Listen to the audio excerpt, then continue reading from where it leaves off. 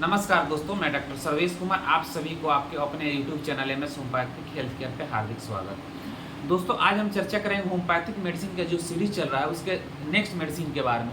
तो दोस्तों, आज हम चर्चा करेंगे सीपिया के बारे में कि सीपिया एक ऐसी होम्योपैथिक मेडिसिन है जो देखिए तो मतलब फीमेल का लगभग जो मेन सिम्टम होना चाहिए लगभग कवर हो जाता है और उसका माइंड देखा जाए तो फीमेल में काफ़ी कवर करता है। और उसी पे आज हम चर्चा करेंगे कि सीपिया को किस सिम्टम्स के आधार पर हम सेलेक्ट करेंगे और सिम्टम और सीपिया का माइंड सिम्टम या फिजिकल सिम्टम क्या क्या होना चाहिए।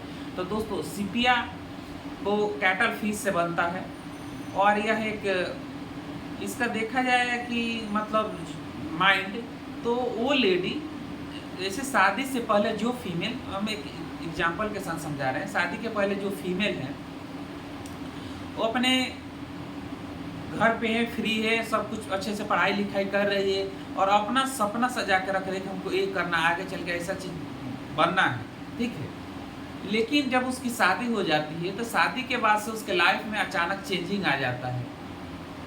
उस चेंजिंग में क्या होता है कि शादी के पहले तो एकदम फ्री रहती है, सब कुछ उसको कुछ करना नहीं रहता है, लेकिन उसके बाद से उसको सारी जिम्मेदारी यानी जो रिस्पॉन्सिबिलिटी है उसके सर पे आ जाती है। हाउस होल्डिंग का काम हो गया, चाहे जो फीमेल ऑफिस में काम करे ऑफिस में जाने का, बच्चे का काम हो गया, मतलब फैमिली से जो भी काम है फैमिली वाला सारा काम इसी पे हो जाता, मतलब करना पड़ता है। देखा जाए कि हमारे यहाँ हिंदुस्तान में 70% फीमेल को ये सारी जिम्मेदारी निभानी पड़ती है फुल्ली। तो उसके बाद क्या हो पाता है, या मन से दिल से सब कुछ अपना काम करती है, घर की जिम्मेदारी निभाती है, लेकिन इसको रहता है कि हमको कोई केयर करे। लेकिन कभी ऐसा आ जाता है किसी की वो सब कुछ करती है, उसके बावजूद भी उसके केयर नहीं होता है। वो जो काम कर रही है घर पे, जैसे ऑफिस में जो काम कर रहा है उसका तो रिस्पेक्ट मिल रहा है, लेकिन जो घर पे काम कर रहा है, पूरे मन से काम कर रहा है, तो उसको रिस्पेक्ट नहीं मिलता है, उसके काम को महत्व नहीं दिया जाता है, जिसके वजह से उसके अंदर उदासीनता आ जाता है, इंडिफरेंस होने लगती है। उसको लगता है कि हम जो भी कर रहे हैं कोई करने से कोई फायदा नहीं। इंडिफरेंस का मतलब होता है कि उसको इंटरेस्ट की कमी आ जाती है, किसी में उसका इंटरेस्ट, उसका फीलिंग खत्म हो जाता है। कौन हमारा केयर कर रहा है, कौन नहीं कर रहा है, किसको करना है, बस अपने काम से मतलब रखती है कि हमको दिन भर काम करना है। जो उसको रिस्पॉन्सिबिलिटी मिल गई है, जो जिम्मेदारी दे दी गई है कि सुबह में उठकर खाना बना के खिलाना है, बच्चा को टिफिन देना है, जो भी मतलब काम करना है करेगी, लेकिन उसका फीलिंग नहीं रहता, बस रिस्पॉन्सिबिलिटी निभाती है और उसका केयर भी कोई और किसी केयर उससे मतलब नहीं रहता, कौन क्या कर रहा है क्या नहीं कर रहा उससे अब उसको मतलब नहीं रहता, वो इंडिफरेंस में आ गई। उसके बाद ऐसा भी आता है, कभी कभी देखा जाता है कि वो अब करते करते क्या होता है, उसको इंटरेस्ट अपने फैमिली से, हस्बैंड से, किसी से नहीं रहता है, वो अपने ऊपर भी केयर नहीं करते, बस काम से मतलब रहता है, किसी से यहाँ तक कि समय से खाना भी नहीं खाती। इसके वजह से उसके शरीर में नई नई बीमारियां डेवलप करने लगती है, उस बहुत ज़्यादा स्ट्रेस में आ जाती है कि हम सब कुछ कर रहे हैं फिर भी हमको नहीं मिले। तो स्ट्रेस के वजह से उसको माइंड में बहुत सारा थॉट आने लगता है, जिसके वजह से फिजिकल सिम्टम आने लगते हैं। एक समय ऐसा आता है कि काफ़ी वीक हो जाती है, उसको काम से भी इंटरेस्ट नहीं रहता, काम से भी दूर भागने, यानी इंडोलेंस, एवर्सन होने लगता है। उस इंडोलेंस मतलब काम के प्रति उसको एवर्सन होने लगता है, काम नहीं करना चाहती, आलसी हो जाती है। ऐसा आ जाता है, एक समय आता है कि उसके बाद से वो इसको देखिएगा कि इसको washer romance remedy, washer romance remedy यानी जो फीमेल घर में बहुत सारा काम करती है, काम करने के बाद से लॉन्ड्री वर्क कर रही है, यानी साफ सफाई, धुलाई, कपड़ा धोना, उसके बाद से उसके कंप्लेंट बढ़ने लगते हैं, स्किन में प्रॉब्लम होने लगते हैं। जैसे ही सब काम करेगी उसका स्किन और ज़्यादा बढ़ने लगता है और सारी समस्या आने लगती है, इसीलिए इसको वाशर रोमांस रेमेडी बोला जाता है।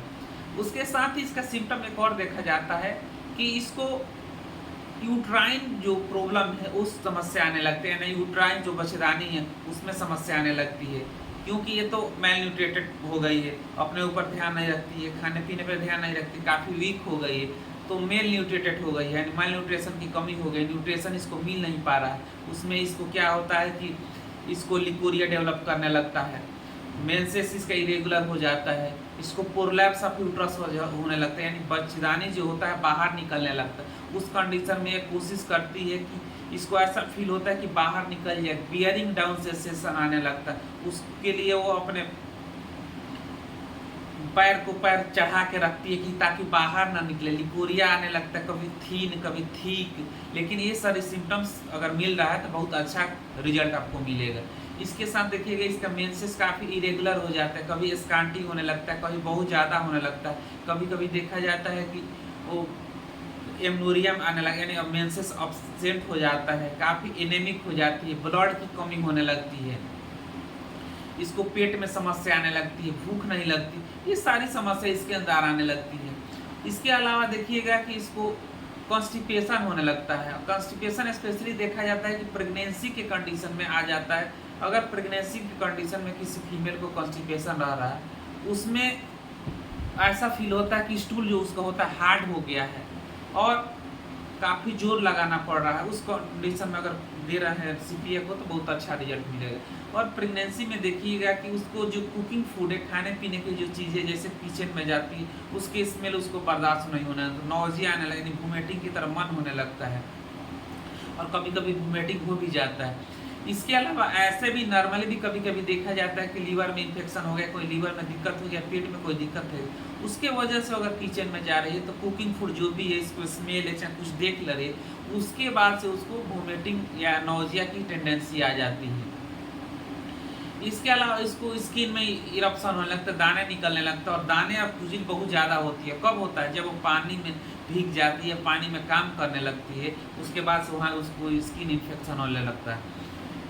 इसके बाद देखिएगा कि इसका एक और सिम्टम आता है कि इसके चेहरे पे दाग होने लगता है, क्लोजमा होने लगता है, क्योंकि एनीमिक रहती है।